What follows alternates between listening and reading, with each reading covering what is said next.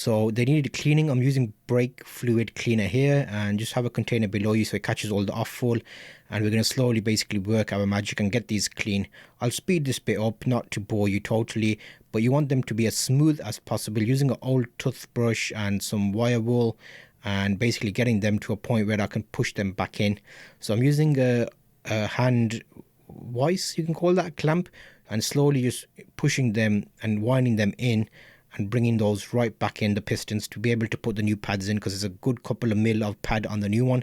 I didn't push them in all the way because I wanted to see how much I'll need for the pads. So you'll see this is how it kind of fits, but yeah, it's upside down, so it's hard to show you here.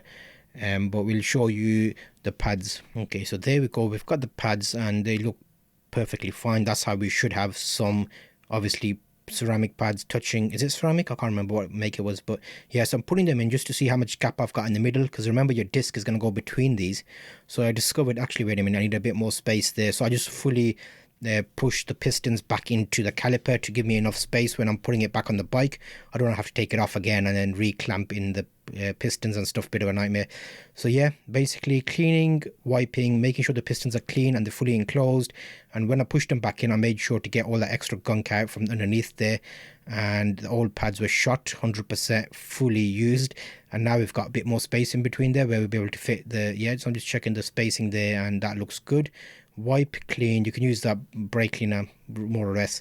I've got some .4 fluid in the background. You can see I've bought everything I need for this restore, and this main holder that screws onto the frame was quite bad, to be honest.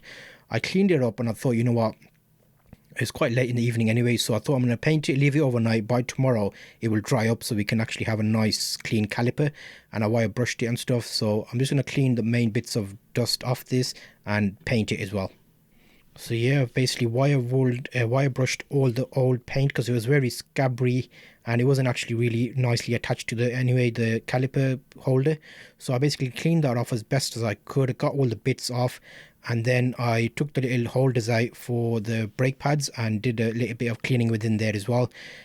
So I basically checked the calipers, everything seemed fine, and then I wanted to make sure that I could paint them. And in the painting section, I'm using a matte paint here designed for metal, and there you can see it goes on nicely and leaves a matte finish, so at least that way I've got a bit more protection, especially when all the dust particles from the brake pads comes off. It kind of sticks to everything, so if it's paint there, it'll be easier to wash it off when I'm washing it in future. It's going to be dry weather bike now going forward because I'm just going to ride it in the main summer months and the nice weather. So you will be following my series, the 250cc scooter. We've done a number of things. Now we're on the calipers, which we're kind of drawing to the main bits being done.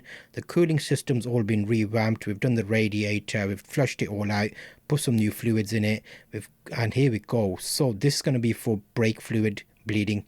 I'm using the old brake fluid bleed tool one-way valve thing I used before, but it's been sitting there for a while. So what I'm going to do is get some of that brake cleaner, put it in the pipe, and you see how good it is. You can see it's breaking up the old fluid that was sitting there, and it was quite cold, so I think it was actually kind of, well, gloggy. So here you can see it's cleaned it out totally, so when I use it now, at least I know it'll be a clean system.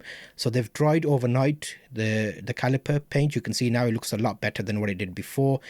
And I'm going to get those little metal inserts back in where the brake pads go in, and today's mission is going to be getting them back on the bike, bleeding it, putting the fluids in,